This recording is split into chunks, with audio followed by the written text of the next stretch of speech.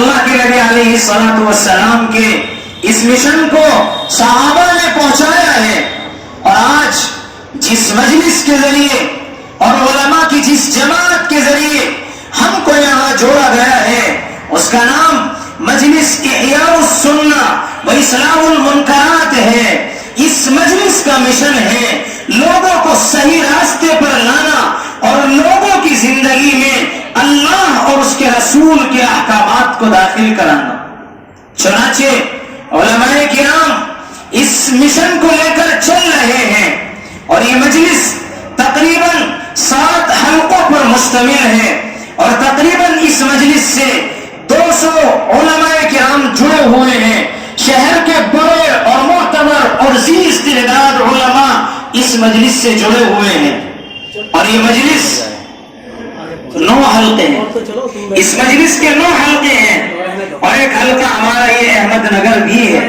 احمد نگر بھی اسی مجلس کا ایک بڑا حلقہ ہے جس حلقے میں یہ پروگرام ہمارے قائد اور ہم سب کے بڑے اور دارالعلوم دیوبند کے بڑے استاذ اور امارت شرعیہ بہار اڑیسہ جھارکھنڈ اس کے نائب امیر شریعت جس کو آج سے 100 سال پہلے تقریباً حضرت مولانا ابو المحاسن سجاد رحمت اللہ علیہ نے شروع کیا تھا اور اس تنظیم سے اور اس عمارت سے بڑے بڑے ذی علم اور بڑے بڑے علماء وابستہ ہیں. اسی کے نائب امیر شریعت ہیں اور تقریباً 10 یا 15 کتابوں کے مصنف ہیں.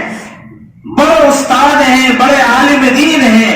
علماء کی زیارت کرنا, علماء کو دیکھنا بھی ثواب ہے. حضور اکرم صلی اللہ علیہ وسلم نے ایک روایت میں ارشاد فرمایا کہ اے لوگوں, اگر ہو سکے تو علم کے حاصل کرنے والے بن جانا.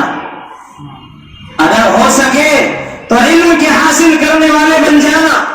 پھر آپ نے ارشاد فرمایا کہ اگر تم علم حاصل کرنے والے نہیں بنے, عالم بن جانا.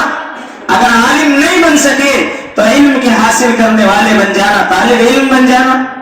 اور اگر طالب علم نہ بن سکو تو آپ نے فرمایا او مستمعان, علماء کی باتوں کو سننے والے بن جانا.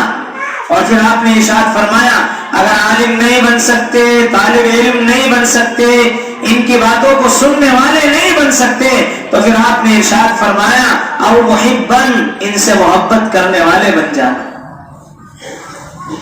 اس لیے آپ حضرات کی اور ہم سب کی بڑی سعادت مندی کی بات ہے کہ اللہ تبارک و تعالی نے ہمیں ایسا موقع دیا ہے کہ ہم علماء کی زیارت کر رہے ہیں, علماء کی باتوں کو سن رہے ہیں. اس لیے آگے بات کو نہ بڑھاتے ہوئے ہم اس محفل کا آغاز قرآن کریم کی تلاوت سے کر رہے ہیں.